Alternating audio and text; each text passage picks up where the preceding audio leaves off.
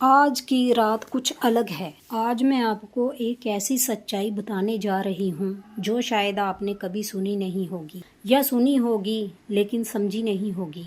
जरा एक पल के लिए अपनी आंखें बंद कीजिए और सोचिए, इस दुनिया में करोड़ों लोग हैं, हर जगह नए चेहरे, अनगिनत जिंदगियाँ चल रही हैं, लेकिन फिर भी आपकी कहानी में सिर्फ वही एक इंसान क्यों आया?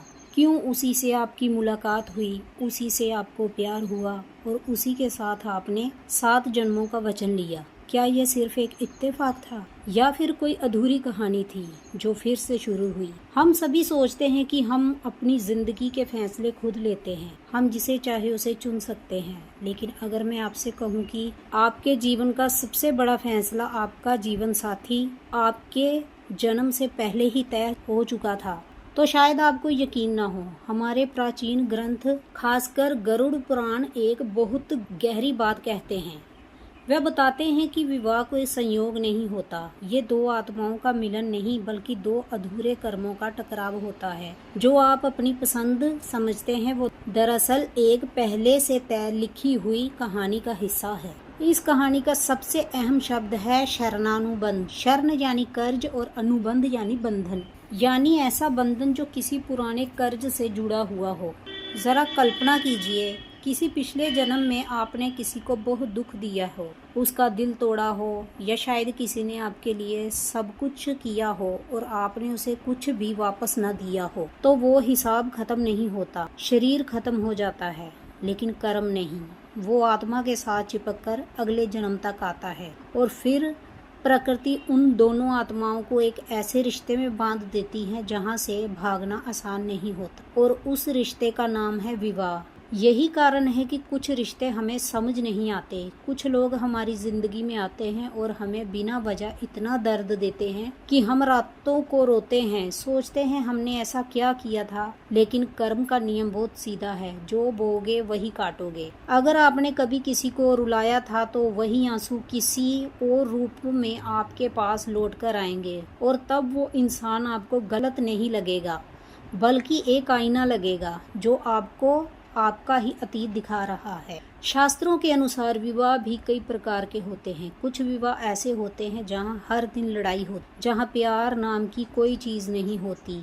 ये शत्रु विवाह होता है जो पिछले जन्म की दुश्मनी का परिणाम है। कुछ लोग रिश्तों में एक इंसान बस देता ही रहता है और दूसरा लेता ही रहता है। ये कर्जदार विवाह होता है जहाँ पुराना हिसाब चुकाया जा रहा होता है। कुछ रिश्ते ऐसे भी होते हैं जहाँ ना प्यार होता है ना नफरत, बस एक औपचारिकता रिश्ता चलता रहता है। ये उदासीन विवाह होता है और बहुत ही कम लोगों को मिलता है। पुण्य विवाह जहाँ सच्चा प्यार, सम्मान और शांति हो।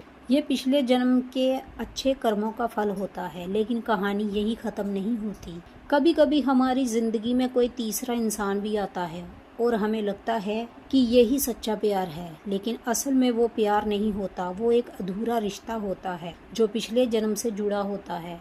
वो एक परीक्षा होती है। अगर आप उस आकर्षण में बह जाते हैं तो आप एक और नया कर्म चक्र शुरू कर देते हैं, एक नई उलझन, एक नया दर्द। अब सवाल ये है कि अगर सब कुछ कर्मों से बंधा है तो क्या हम कुछ बदल सकते हैं? क्या हम इस दर्द से बाहर निकल सकते हैं? जवाब है हाँ, लेकिन रास्ता आसान नहीं है। सबसे पहला कदम है क्षमा। उस इंसान को क्षमा करना जिसने आपको सबसे ज्यादा चोट पहुंचाई, और खुद को भी माफ करना। दूसरा है स्वीकार, ये समझना कि ये जो हो रहा है वो किसी कारण से हो रहा है। और तीसरा है सेवा, जब आप दूसरों की मदद करते हैं तो आपके अपने कर्म हल्के होने लगते हैं। आज रात एक छोटा सा प्रयोग करके देख। जब आपका जीवन साथी सो जाए तो उसके चेहरे को देखिए और मन ही मन कहिए, मुझे नहीं पता हमारा पुराना हिसाब क्या, लेकिन आज मैं तुम्हें माफ करता हूँ और खुद को भी आजाद करता हूँ। शायद आपको तुरंत कुछ महसूस ना हो, लेकिन धीरे धीरे एक बदलाव आएगा,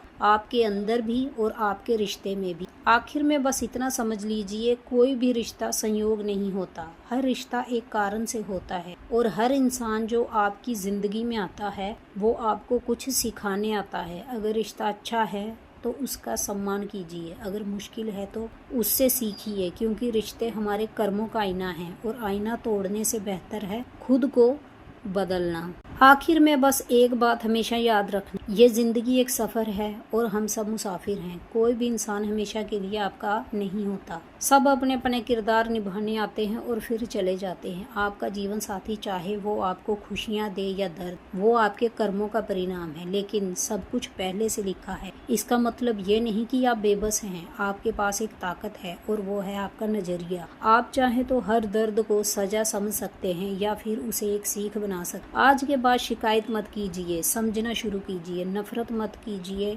माफ करना सीखिए, क्योंकि जिस दिन आपने माफ करना सीख लिया उसी दिन आपका कर्म का चक्र टूटना शुरू हो जाएगा। और जिस दिन ये चक्कर टूट गया उस दिन आप सच में आजाद हो जाएंगे। तो आज अभी अपने दिल में जो भी बोझ है उसे छोड़ दीजिए, जिसे माफ करना है कर दीजिए, क्योंकि रिश्ते हमें बांधने नहीं आते बल्कि हमें सिखाने आते हैं। और जो ये सीख गया वही इस जीवन का असली अर्थ समझ गया। अगर आप अंत तक देख रहे हैं तो आप उन खास लोगों में से हैं जिन्हें ये सच समझना था। तो याद रखिए, हर रिश्ता लव स्टोरी नहीं होता, कुछ कर्म स्टोरी होती है। हर इंसान जो आपकी लाइफ में आता है वो कोई रैंडम करैक्टर नहीं, वो आपकी सोल का हिसाब है। अगर आपकी लाइफ में कोई आपको बहुत दर्द दे रहा है तो सोचिए, ये इंसान मुझे सजा नहीं, मेरा कर्म खत्म कर रहा है। अगर ये स्टोरी आपको अंदर तक छू गई हो, कमेंट में लिखो मैं अपने कर्म समझ गया या समझ गई। वीडियो को लाइक, शेयर और सब्सक्राइब जरूर करें, क्योंकि ऐसी रियल स्टोरी हर किसी को नहीं मिलती।